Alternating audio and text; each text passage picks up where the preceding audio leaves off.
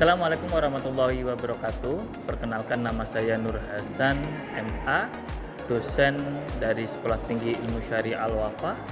Di sini saya akan membuat video pembelajaran sebagai syarat kelulusan PKDP 2023.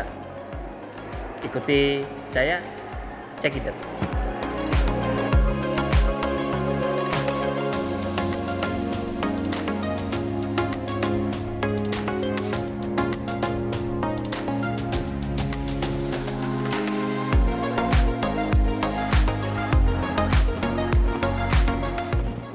Assalamualaikum warahmatullahi wabarakatuh. Waalaikumsalam warahmatullahi wabarakatuh. Sehat semuanya? Alhamdulillah. Oke. Untuk pertemuan kali ini ya, alhamdulillah pada sehat semua kan? Ya. Kalau udah sehat berarti mari perkuliahan ini kita mulai. Ya, yang pertama silahkan dipimpin doa Mas Pak Ketua Kelas. Baik teman-teman, sebelum kita mulai pelajaran pada hari ini, alangkah baiknya kita membacakan surat Al-Fatihah. Al-Fatihah.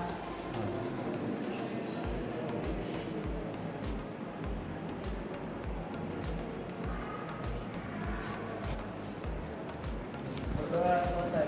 Oke, terima kasih. Ya. Sebelum kita mulai perkuliahan kali ini, yaitu kita akan membahas tentang konsep zakat dalam Islam. Pekan kemarin kita sudah membahas terkait dengan zakat dalam Islam. Bagaimana penghimpunannya, terus ternyata pada masa Rasulullah manajemen zakat, pengelolaan zakat itu sudah diterapkan dari awal.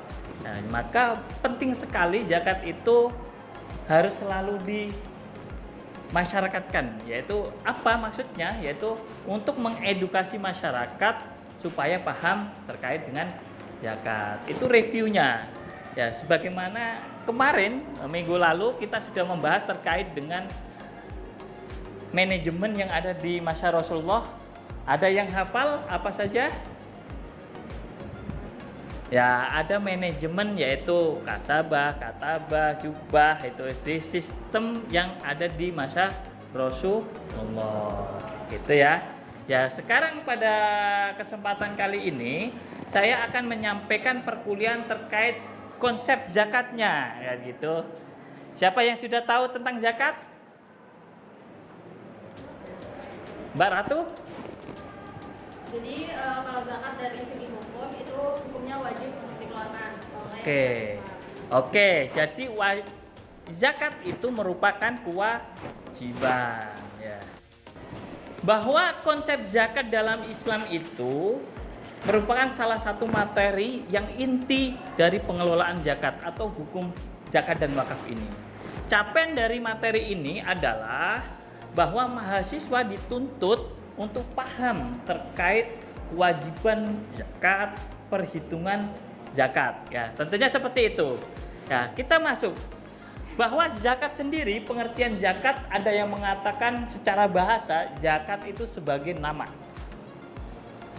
Ada juga yang tathir kan gitu, mensucikan kan. Itu konsep zakat, bahwa zakat itu mensucikan badan kita atau harta kita yang selama ini kita peroleh.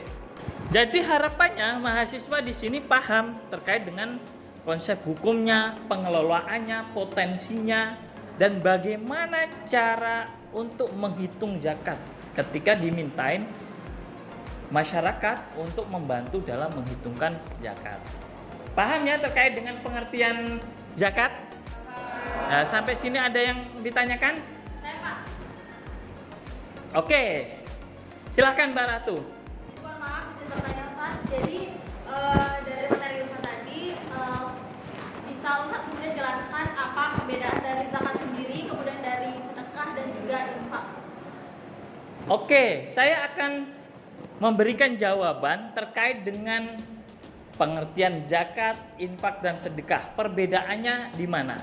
Ketiga hal ini masuk dalam kategori filantropi Islam. Pertanyaan dari Mbak Ratu, yaitu apa perbedaan tentang zakat, infak, dan sedekah? Di sini ada yang mau membantu menjawab? Saya mau izin.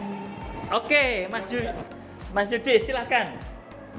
Perbedaan infak dan sedekah itu, pada infak itu telah diatur dalam Al-Quran dan hadis, Ustaz. Nah, infak itu biasanya itu kita memberikan segenap harta kita yang kita miliki. Nah, kalau sedekah itu tidak hanya harta aja, Ustaz, yang kita berikan, tetapi bisa juga melalui ilmu ataupun senyuman, itu semacam. Oke, menarik di situ ya. Jadi perbedaan antara zakat, infak, sedekah. Kalau zakat itu sesuai syarat itu ada ketentuannya, ada batasannya. Kalau infak itu tidak ada.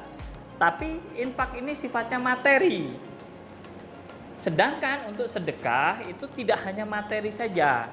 Kita bisa menyedekahkan tenaga kita, senyuman kita, sebagaimana hadis Rasulullah Shallallahu Alaihi Wasallam.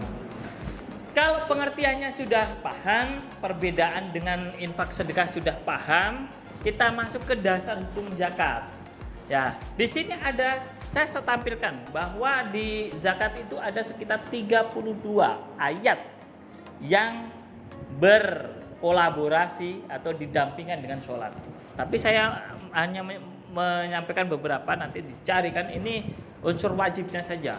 Ya, sebagaimana dalam surat Al-Baqarah ayat 43 ini. Ada yang bisa membacakan suratnya? Ya, silakan Mas Abi.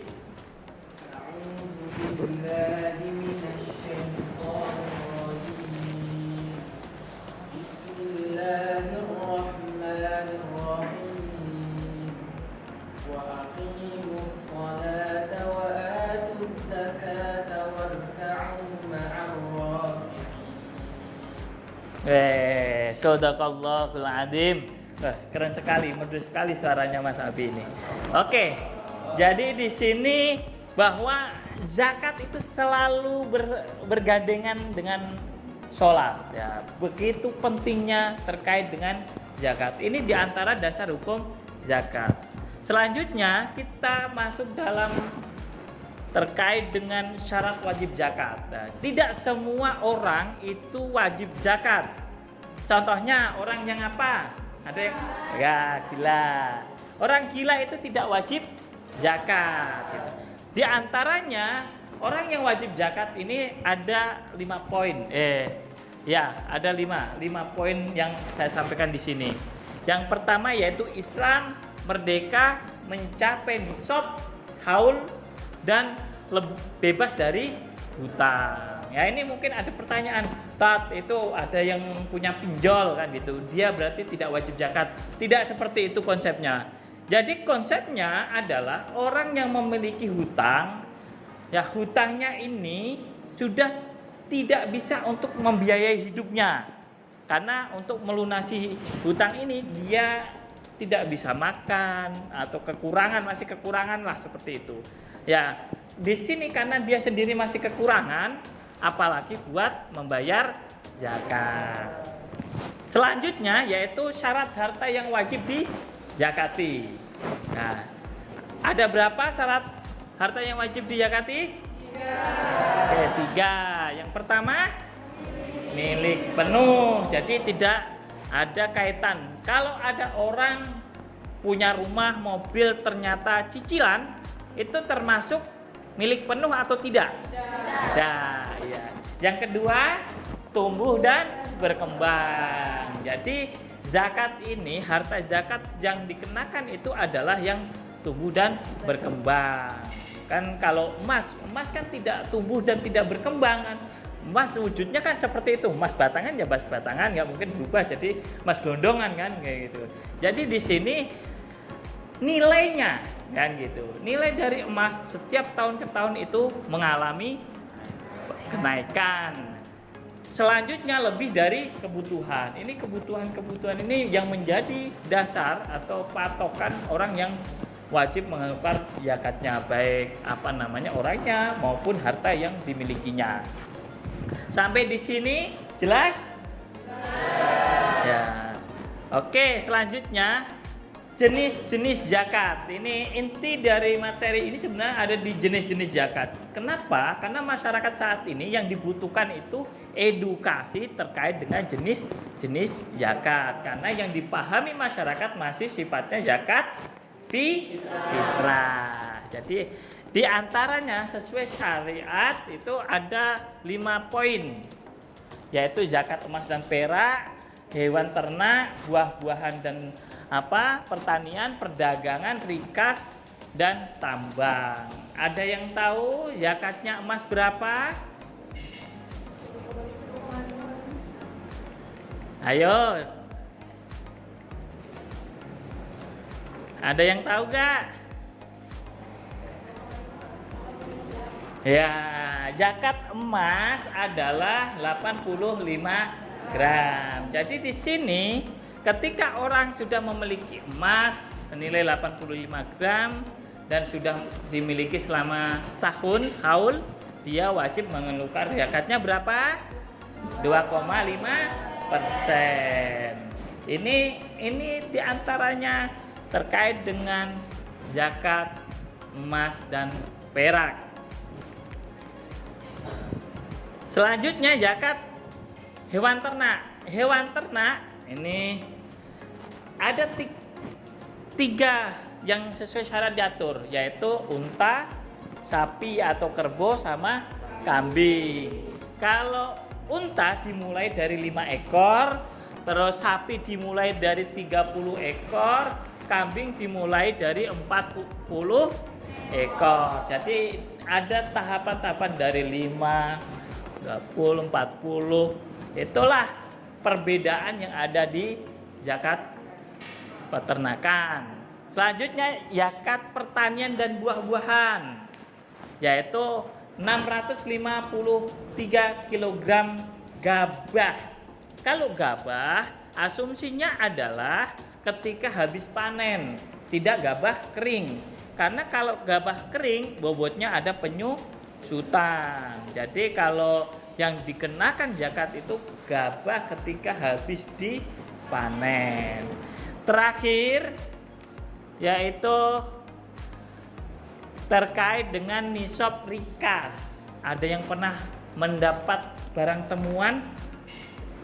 Belum. Ya, kalau rikas itu 20%. Sedangkan kalau barang tambang dinisbahkan kepada zakat emas, yaitu ketika barang tambangnya atau barang temuannya sudah 85 gram emas, jadi di situ dia wajib mengeluarkan zakat. Oke, sampai di sini ada yang ditanyakan dari teman-teman semua? Ustaz, saya mau bertanya. Oke, Mas Yudis, silakan. Saya mau bertanya tentang zakat mal seputar hewan peternakan, Ustaz. Oke, contohnya? Contohnya di sini kan ada unta, kambing dan domba, Ustaz ya. Iya. Nah, bagaimana semisalnya kalau misal seseorang itu punya peternakan ayam, Ustaz. Nah, peternakan ayam itu ia menghasilkan telur, Ustaz. Nah, apakah itu ada nisabnya, Ustaz, atau? Oke, ya karena sifatnya peternakan, yaitu masuk dalam ranah usaha.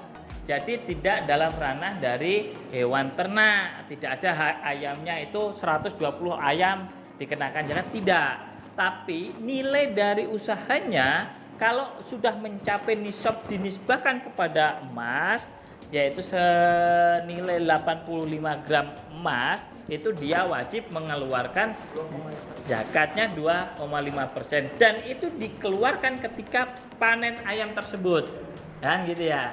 Jadi kalau telur 1 bulannya berapa, yaitu penghasilan setiap bulannya mencapai nisab atau tidak. Jelas? Teman-teman semua? Oke. Ya, demikian pertemuan perkuliahan kali ini. Dari yang saya sampaikan, ada yang berani menyimpulkan? Mau menyimpulkan? Silahkan. Oke, silahkan Mbak Syifani. Dari review yang saya dapatkan dari Ustaz,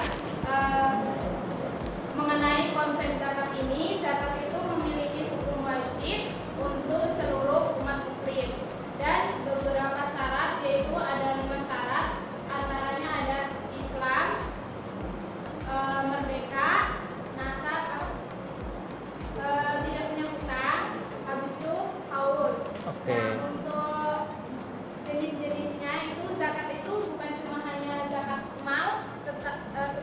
bukan hanya zakat fitrah dan zakat mal, tetapi ada zakat rikas, zakat emas, zakat pertambangan sama peternakan. Oke, terima kasih Mbak Syibani. Jadi jelas ya yang disampaikan tadi, semoga di capaian pembelajaran ini sudah tercapai kan gitu kan, dengan apa antum semua paham terkait konsep zakat yang ada di Islam.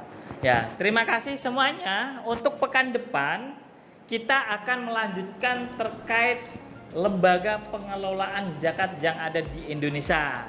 Jadi nanti kita akan bahas ada berapa sih lembaga yang mengelola zakat yang ada di Indonesia dan dia jenisnya apa gitu. Oke, jelas ya? Untuk pertemuan kali ini, mari kita tutup dengan bacaan hamdalah bersama-sama. Alhamdulillahirabbil alamin.